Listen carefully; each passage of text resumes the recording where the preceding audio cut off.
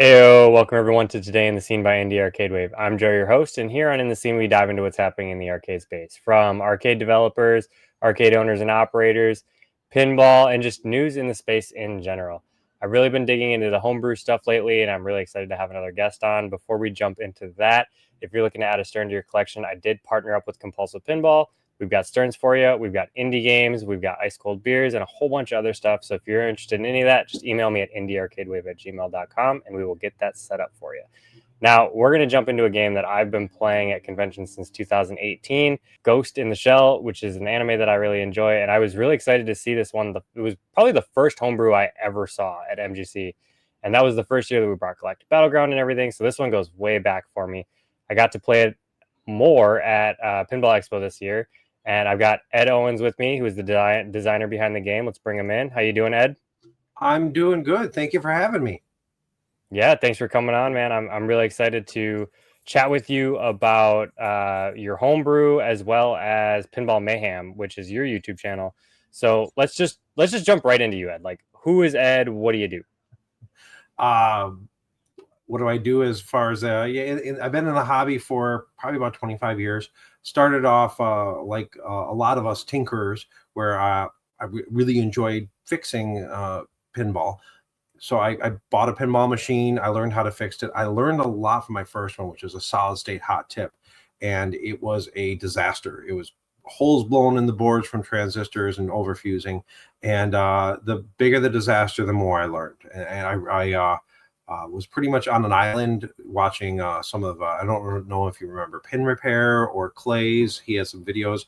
I bought every one I could. I absorbed as much knowledge and bought, sold, traded, fixed things for other people. Once I built up my own skills, then that allowed me to start my first retheme of a pinball machine. I really wanted to do a homebrew at that time, but the skill of the resources weren't there. This is right now. I mean, we're in a world where you can drop a file, send it out, get it cut in steel. You can draw up a circuit board. You can.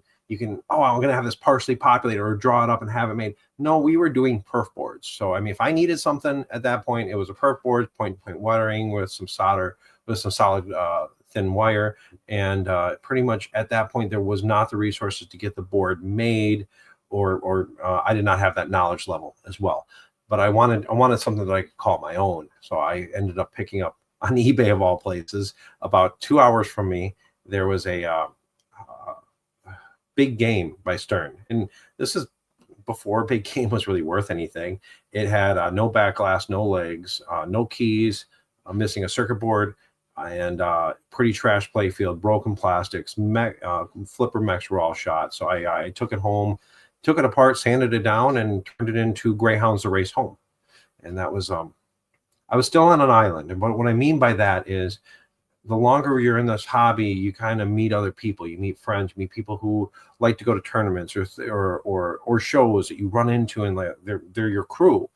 And at that point, I was just a guy on my own, and doing some repairs, buying games for people, finding them.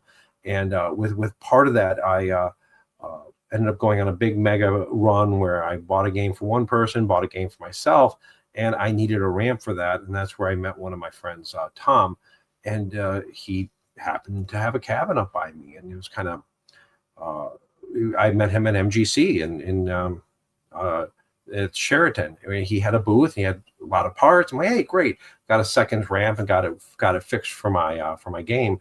And ended up talking more, running into him at some of the local festivals. And he's like, do you know this other pinball guy in your area? I'm like, who? I'm like, I don't know. Maybe I talked to him. And then we're all going to dinner tonight. So I went out there, even though I already ate, had some French fries, and met a couple other pinball guys I didn't know. And that's the funny part. We looked at each other like, are you from this city? He's like, yeah. Are you from this city? Yeah. Wait a second. We call each other on each other's ads about every 6 months trying to get a better price. We never bought anything from each other. So we kind of interacted, being local pinball guys. And then through him, I met some other pinball guys, and that's how really Pinball Mayhem grew. I am not Pinball Mayhem. I am a part of Pinball Mayhem, where me and another friend in this group of us, Jeremy Agma, he was occasionally making a video. Hey, look, I figured out how to fix this problem. And I was kind of like, hey, I figured out how to fix this problem. We have different styles, different way of making videos. I'm more of a shoot it looks okay. Let's throw it out there because I want to share my experiences. He really likes to get the editing, and he's taken some of my videos and made me look good. We and me and Jeremy are not just Pinball Mayhem either. We call each other our co-hosts, but the other guys in my crew and other friends we know, and we say, hey, you're an expert at this one thing in the arcade that I'm learning about. Rather than just telling me on the phone, can you do a few videos? And then they do a few videos and they send it over to us, and it's great. Where it's great content where it's just educational to me, but to others. And Pinball Mayhem's been going for quite a while now, but I'm bouncing all around, and hopefully this is okay. Yeah, no, that's great. I mean, it's very similar to a lot of people's journeys, right? I mean, maybe minus the YouTube side of it. Like you find a machine, it's an absolute disaster. It's a nightmare, right? That's your first machine. You learn so much from that one machine. You know what to look out for in the future ones. Don't buy it if this is going bad, or if you start to notice this, like maybe you get a better price on it. And you learn so much so fast by failing forward because you have to, right? Like if you don't just try something, you're never going to fix this machine. And then you do fix it, and it's super rewarding. I love the idea of you retheming a cabinet. I think that's such a good way to go about it. Like I've told so many people that want to make their own indie arcade game, like just find a shell of a cabinet, find a Pac-Man where the screen's bad and there's a little bit of water damage and stuff like that. Like learn first, right? Like get your hands dirty, figure it out from there, and then move forward. And I think that's so cool that you met such a good community at these trade shows, because that's where I meet so many people, and it's great to see people again at trade shows. Let's talk about Ghost in the Shell. Like the first show you brought it to was MGC 2018, which would be the second year because the one that you mentioned earlier was 2017. Yeah, what was it like bringing the game there, and why did you pick Ghost in the Shell out of everything you could have possibly picked? Two good questions. The journey with Ghost in the Shell did start in 2017. It was the year Aerosmith was released, and that's actually my cabinet was at MGC. It was one of the games that everybody played. Ended up having a warranty issue, and I bought it from the gentleman that bought that game there, and that's where my lower cabinet comes from. So there's a lot of other catalyst things that happened at the 2017 show that really got me going on this. But you asked to not diverge too much, the experience of bringing the game the first time. I did build it. There's two ways to build a game. You can build it in a vacuum and just show up at a show and you're there, which is, and I was telling a couple people this last weekend, if you want the most attention at the show, that's the way to do it. But you're doing it in a vacuum. You're doing it on your own. It's much like the Pinball 2000 story of episode 1 versus Revenge from Mars, where it helps. It's a lot of work, especially on one person. And I decided to share my journey. And that's where we already had Pinball Mayhem going when I started. I would do a video every week. And it was just, hey, this is what I got done this week. This is what I got. Oh, the first flip. And I could share that excitement with the community, and hopefully other people can learn. So when I brought it to Midwest Gaming Classic in 2018, first time in the new venue, they were just trying to figure it out. Many people remember that year's first in MGC. It was the big snow, and it was also Kingpin had the Kitty Ride Mania going on, and I went dark 2 weeks before. I had worked with worked on the cabinet art at the about a month before, and I'm like, wouldn't it be kind of cool just to everyone's seen the game develop to this point. But to have it make a splash at the show a little bit. So my big reveal was I wrapped it super tight with a blanket. As I ended up in the 2 weeks before, stripped all the Aerosmith decals off the cabinet and put all my custom decals on, which are still holding up today. The game goes from show to show, so it gets a little road rash. And that was, I kind of have been working with Dan. I knew Dan a little bit, but I'm like, and some of the organizers, once again, through networking, where they recognized me, and I said, "Hey, look, this game is really special. I think I want it on the end." So I ended up putting it on the end cap, where it was on the main aisle, right across from all the kiddie rides from Kingpin. And that first year, there was another homebrew gentleman I met, and he brought his Jeremy. He brought his hot rod game, and that was right next to mine, and that was it. That was all of us for homebrew, I think. I don't know if I'm forgetting something, but that was just the two of us, and maybe there was a third one that was a retheme. I didn't bring Greyhounds that year, but I had brought in Greyhounds previous years.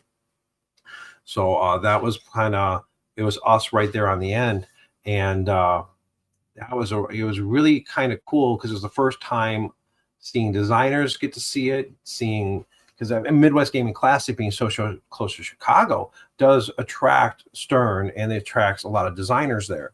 So I actually got about, I think, 350 plays, and for at that point for a Midwest Gaming Classic, that was a lot. That was a pretty good amount, and a lot of positive influence. There's a lot of people, a lot of makers, a lot of people involved in the industry and the designers, and they took a look at it like, hey, yeah, this shot's kind of hard, or hey, this is really fun, or hey, that's a good idea. And it was kind of cool to be part of that community and be able to get feedback directly from players. And I was by my game most of the time, kind of helicoptering. Not as much as Expo was actually worse for that for me, but it was allowed me to really get some good positive influence. And at that point, the play field was just leftover plywood from building my house. It was a 7/16 construction grade sheeting, and that same play field lasted for a few shows. So along with that first show, question at Expo was just about the same thing. I lobbied that year. Burke, I didn't even know him, but I was like, hey, there's a couple of us now. There's like 3, 4. We want to go, but we want our own space. So we got in the second room and set up a space. I think there was probably about 4 of us. I did bring 2 games. I brought Greyhounds and Ghost in the Shell. There was Nightmare Before Christmas. Mark brought his game. I think Hot Rod was there. I can't remember all the games that were there. I have to look back at pictures. That was a few years ago. And that was also one of those where me and Mark were saying we had the same experience. You turn your game on at the start of the show, you take one step, you talk, you take one step, talk, you take one step. It's 1:30, 2 o'clock already. And just time flew at both the shows, where it was so great having that positive influence from a not really well-known part of the not big part of the community yet. Yeah, I think that's interesting that you talk about how small it all started, and how just a couple of you had games, 3, 4, 5 people, to the point of now where I don't even remember how many there were in the booth this year, like 40, 50, There's like about 40 apparently there. it was big. And don't get me wrong, I'm not claiming to be the founder, a foundation member. I built my game and my experience on the shoulders of giants. So you had prior to me, some of my inspiration to do it, other than doing the custom game and being pretty much heavily influenced and told by like Scott Denisi, hey, if you want to do it, there's a community now. And there was Epigeek with I don't remember his actual name, but that's the screen name. He had Doom, and I absolutely love that game. There were some Tiki games. There were some other games that were available before that. Actually, Archer, of course, is one of those well-known ones. That was at the Expo that first year. So Archer, those were all games that kind of were the first, the foundation that I built on and learned from. And as I was saying, when I did my retheme, there was some challenges, and I laid them out. What are my challenges I can't do? Is the hardware system. I'm stuck to the hardware. Software, learnable software. That was not available at that time. Cabinet was a hard challenge. And after 2017, I really made the decision to do it. I'm like, these are the 3 challenges I need, or my main challenges. The rest of it I can figure out on my own. And that ended up coming together with help of friends and new friends, and meeting people and networking. Yeah, I love that you talk about like the hurdles and the couple things that you had to deal with and figure out to make this dream come to reality. And I just spoke with Kyle last week about, the couple of things about him delegating as to, what his strong points are and what his weaknesses are, and bringing an artist in to help him with this, and getting the playfield cut and all things like that.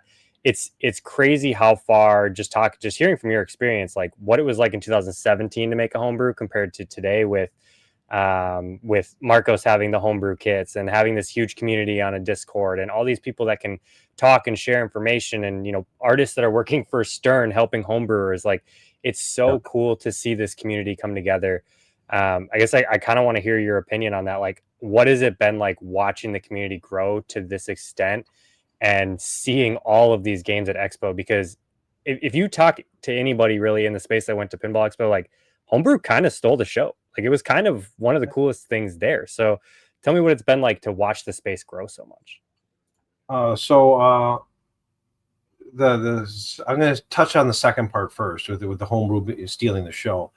I've had reservations about bringing my game year after year. Last few years, I had a career change that I haven't changed my game much.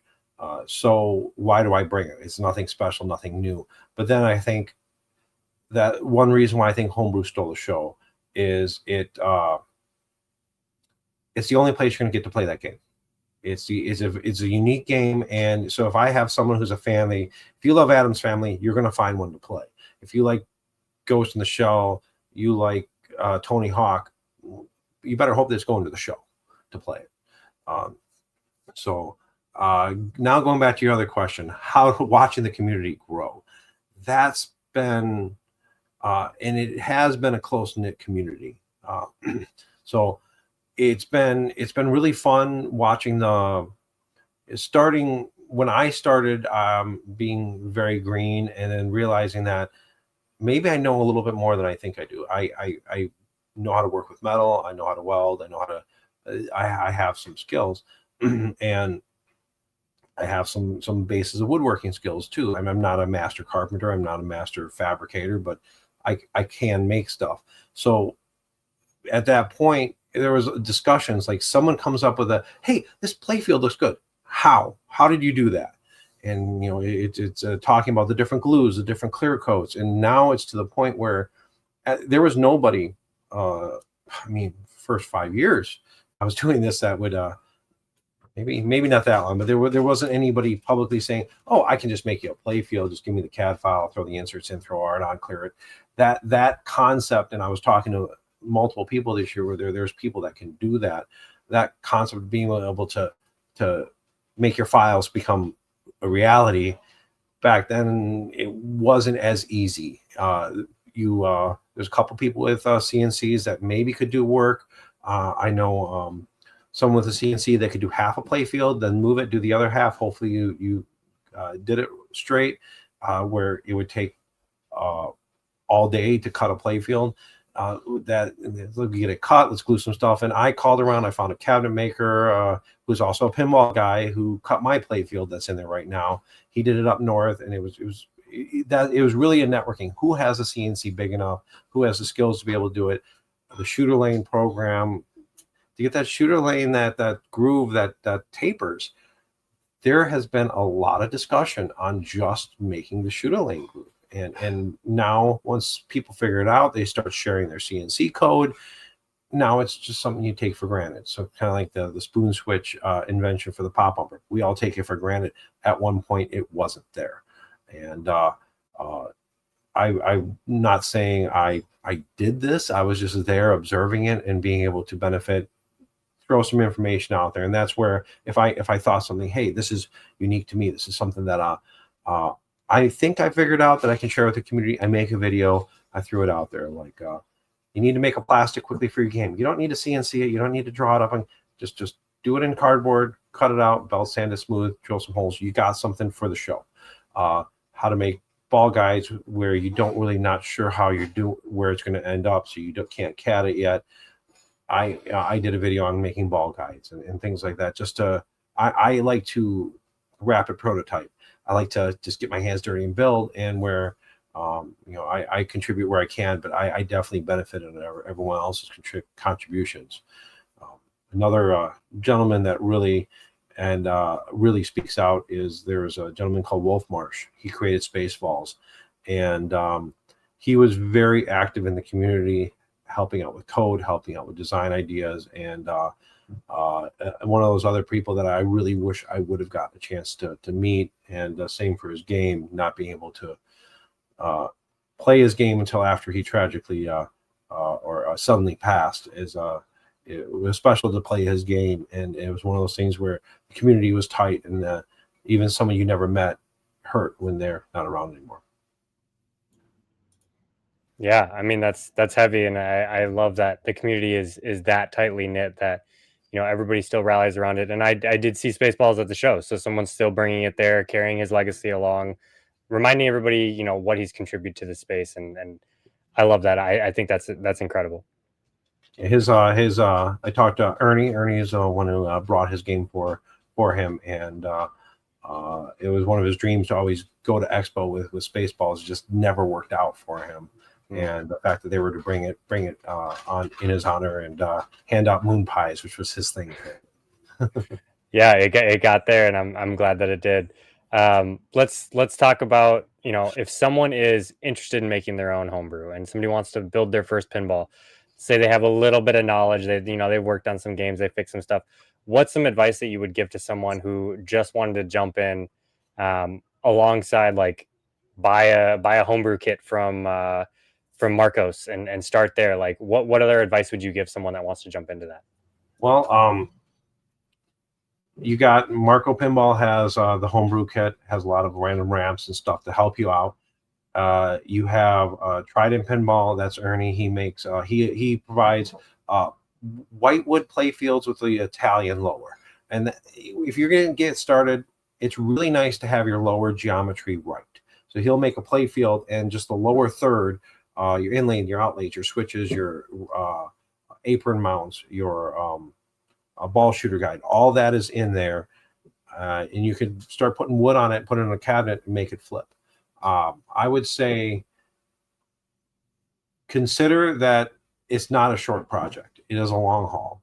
It is not cheaper than buying a new game sometimes. It is a project. So make sure you have the constitution to go the long distance.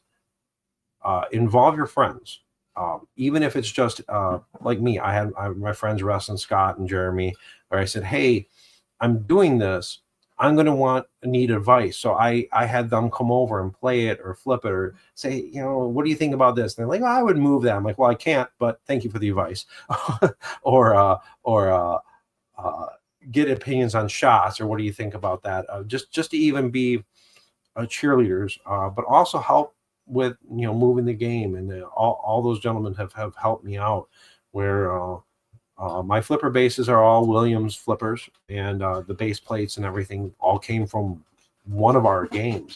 So if I needed some weird mechanism, like, hey, I didn't have one in my game yet, but does anybody have a Gottlieb kicking stand-up target?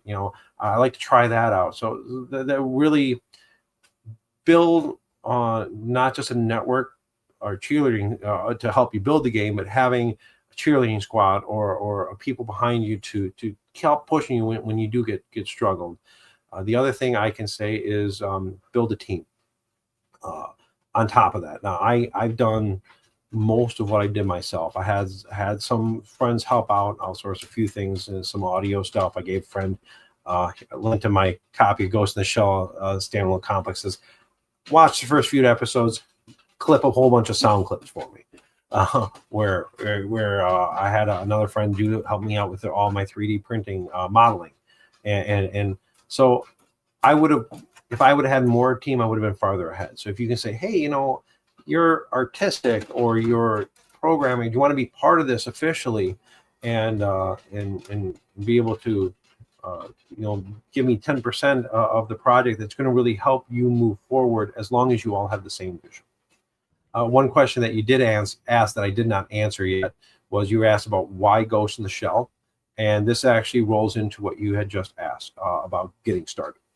So while I was getting started with Homebrew, I noticed that I was picking out my theme. there was a homebrew documented on Pinside for Batman 66. And the guy had gone very far on that homebrew, and was starting to construct, but he did a lot of things virtually. And I think he had a cabinet built, was working on the playfield. I'm not sure how far he got, but then the Stern Batman 66 came out. And you could just tell by the progress in the thread that his heart broke, where it's just like, okay, this theme is being done professionally, and now I'm building something that's always going to be compared to the final version, and or to the Stern version. And when I was picking out my theme, I really liked Cowboy Bebop. I liked Ghost in the Shell. I have a bunch of sketches for what I would have done for Cowboy Bebop, and I was thinking, like, you know what, Ghost in the Shell is great. There's a lot of media to pick from, and Cowboy Bebop is great, awesome soundtrack. I was going to really do that, but then I thought I want to do something that something wouldn't have been done, and I'm not a huge over-the-top anime fan. I like a few of the greatest hits, but Ghost in the Shell really stuck with me. I like the depth, the intelligence in it, and Cowboy Bebop as well has some really great undertones. Both of them are great series in my opinion, but I really think that Cowboy Bebop will eventually get made as a professional title, and because of that, I did not pick it, because I don't want to ever have the situation where I'm 2/3 of the way done, and then all of a sudden I'm like, hey, guess what? Here's a spooky Cowboy Bebop. Oh shoot! So another piece of advice, and source why I picked it, is pick something that has media, has resources, has a fan base, but also think it's something that you are really enjoy and love. But also be prepared if you pick something that's so popular that it might get done professionally, and then you might have an emotional problem there, where it's going to be hard to bring it to the final stages, bring it to the show, if all of a sudden Stern or Jersey Jack or Barrels of Fun or something like that comes out with that thing. I think that's great advice. You know, not a lot of people would think about that. I mean, that's so true. That, I mean, Cowboy Bebop is a classic. Everybody, you know, loves Cowboy Bebop, and it got the live action adaptation by Netflix now. So it's just going to get bigger and bigger and bigger from there. So that definitely is an IP that could get picked up someday. You never know. And, you know, with the rumors that are floating around, like anime might be a thing in the future, right? A lot of these companies might be kind of digging into that pool, because eventually those people are going to have money to buy pinballs, and it's an area that they could move into. I think that's awesome that's what you chose. It's a fantastic anime. It caught my eye immediately when I saw it, and it's a really cool theme to go forward with. I think that's excellent advice to give homebrewers, and delegate things out the way that they need to be delegated, so that they can build their machines. And I want to say thanks, Ed, for coming on here and kind of chatting about the homebrew section, and what it's grown to, how long you've seen it come from, you know, 2017 to now. I just want you to shout out like social medias and stuff, so that people can follow along with your journey as you continue going. And I mean, right, Pinball Mayhem. Yeah, our biggest involvement, or biggest way you can follow me, is Pinball Mayhem on YouTube. That's where our primary content are. So occasionally I think a Pinball Mayhem jukebox. I drop some jukebox stuff on TikTok, but that's like once every month and a half. As we're on a few other Facebook. I think we have Pinball Mayhem. That's a lot of our routing. We have a brewery where Brewers Cruise has some games. That's pretty much Pinball Mayhem on YouTube is where you're gonna find us, and be able to follow along. It's been we're starting to kind of ramp up and do more videos now, especially now this winter. I'm going to see more, and I've been doing more jukebox stuff as well, because I am with Victory Glass now, which is a restoration parts for jukeboxes. And so I'm involved. I'm working there. That's my career change. Has taken up a lot of my time, and therefore I'm exposed to more jukeboxes and can provide more repair assistance or repair videos for that. And that's really exciting. I got a few interesting things here. That's great. I mean, I love to hear it. I think that's awesome that you're going to be putting out more content on YouTube. And the jukebox stuff is cool. I mean, I love to see the old ones restored and in their former glory. For anyone that's still watching, don't forget to like, share, and subscribe. It helps us a ton. The way we'll continue to grow, we can all write it together. If you're interested in adding any games to your collection, whether that be a new Stern, an indie game, ice cold beer, anything like that, you can email me at indiearcadewave@gmail.com, and we'll get that figured out for you. And again, Ed, thank you so much for coming on and talking about making Ghost in the Shell. And until next time, peace. Thank you.